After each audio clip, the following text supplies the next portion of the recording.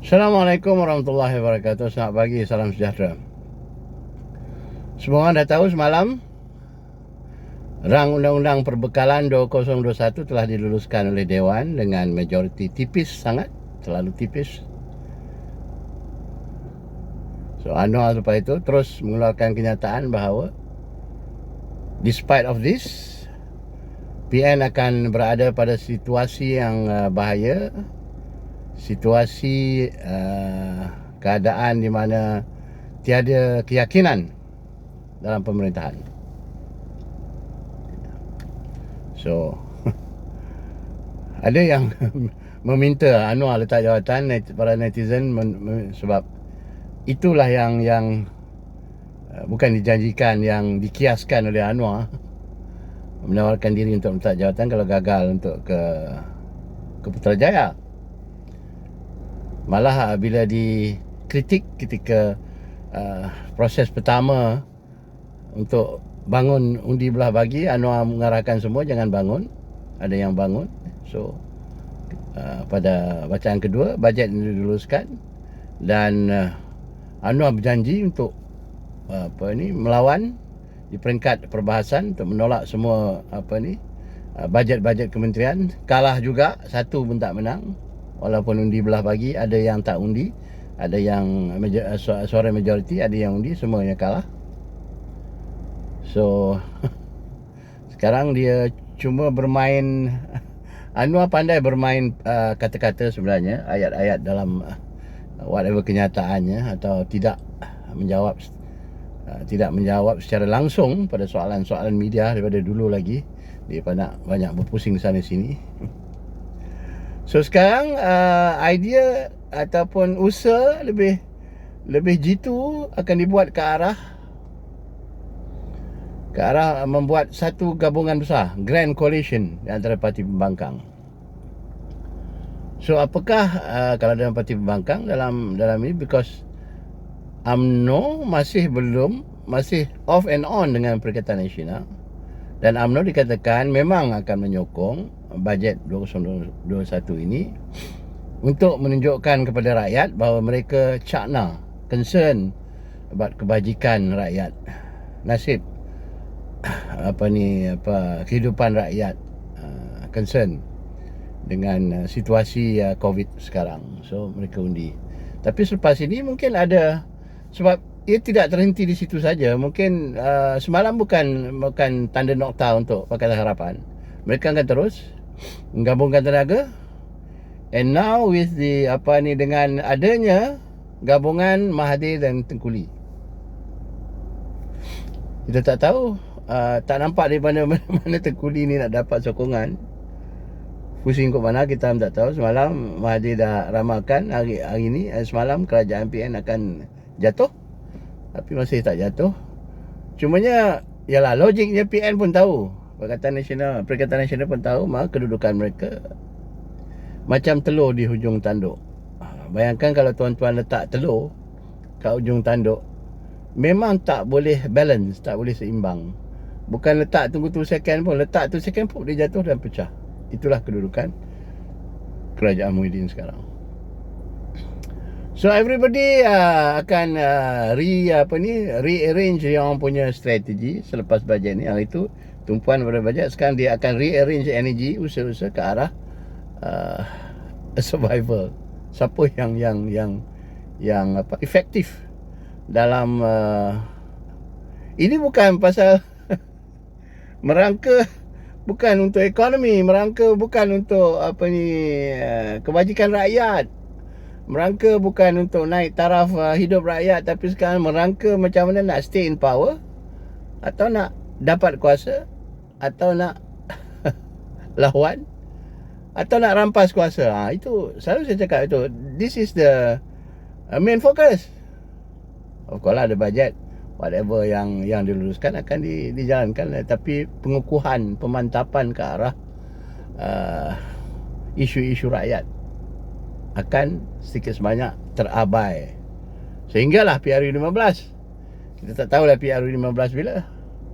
Sempat ke PRU 15? Atau akan adakah lagi kumpulan yang akan jumpa Yang di-Tuan Agong untuk menunjukkan sokongan majoriti. Tak habis-habis dengan numbers and numbers. Sampai bila nak habis kita tak tahu.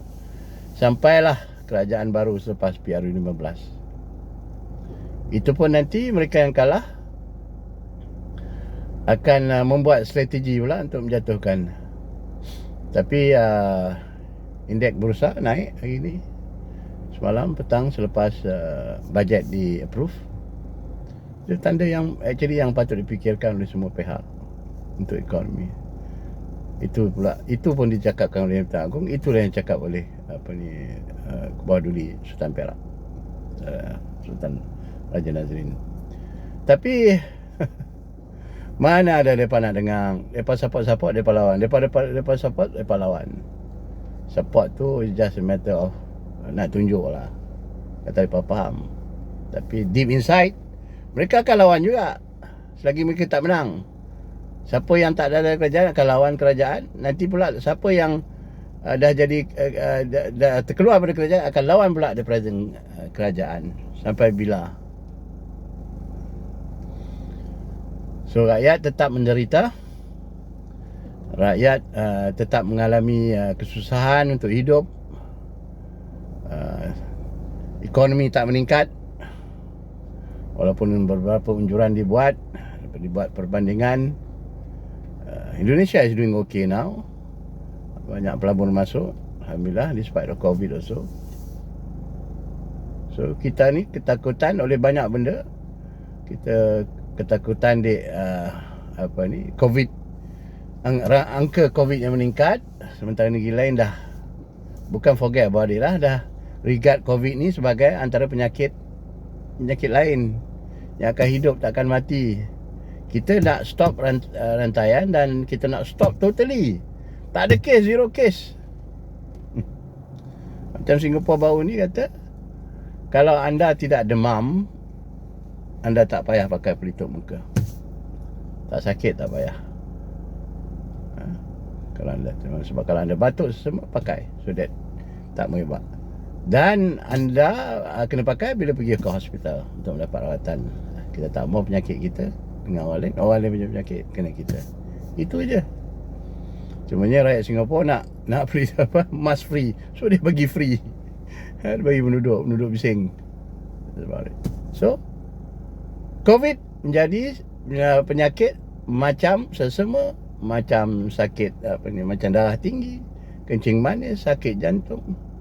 So the fact that kalau kita announce hari-hari pun all this penyakit macam dengue especially, hotspot sekejap naik, sekejap turun, sekejap naik tu. So dengue is there. Tapi manalah dengue? Kita nak stop dengue tu tak boleh lah. Keadaan hidup sekarang macamlah COVID. Mungkin Malaysia pun akan capai ke attitude begitu untuk tidak lagi announce figures. Kalau announce figure pun tak payah press conference lagi dah. Kita hari-hari kita jantung kita berdegup untuk melihat, oh Pak Selangor berapa kluster ni, kluster tu. Cumanya kalau ada kluster, go to the place, tangani kawasan itu, address the issue there. Kalau nampak PKPD, stop orang pun jalan. So tapi hujung tahun ni, alhamdulillah, sebab untuk merancangkan ekonomi, PKPB dilonggarkan, so boleh orang keluar berjalan. Tapi kena educate rakyat supaya terus patuh pada SOP. Janganlah duk buat benda-benda yang boleh menyebabkan orang lain berjangkit dengan kita ataupun kita terdedah pada orang lain.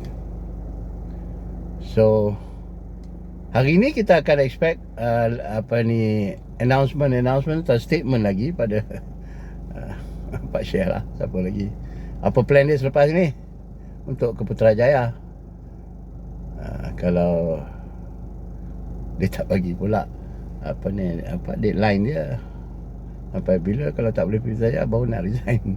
Benda ni open sampai bila lah, selagi tak boleh pergi, Putrajaya. So akan terus.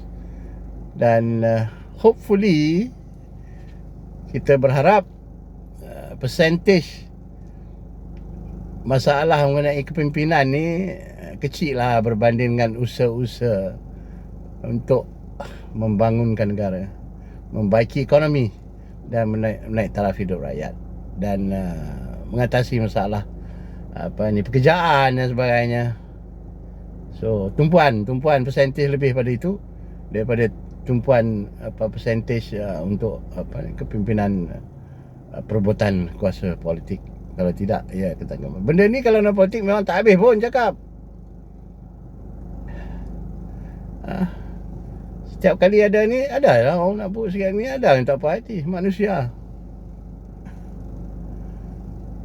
Ada yang gila kuasa tak habis-habis. Tun pun tiba-tiba muncul lagi dalam semangat yang baru, menawarkan diri dengan Tengku untuk mengetuai kerajaan, membantu rakyat. So, ke mana lah kita ni, arah tuju kita kat mana? We are losing our path, lorong-lorong menuju ke arah negara yang maju. Patut 2020 ni, kalau agenda Tun Mahathir, kita dah jadi negara maju lah, full blown maju, wawasan 2020. Tapi ia tidak tercapai nampaknya. Malah Tun sendiri bergelut dengan kemelut politik negara. Kita tunggu. Sebab setiap jam ada perubahan, kita tunggu. So the moment ada perubahan, kita akan jumpa lagi, insyaAllah. Semoga Allah memelihara tuan-tuan dan perempuan, dan kita jumpa lagi, insyaAllah. Assalamualaikum warahmatullahi wabarakatuh.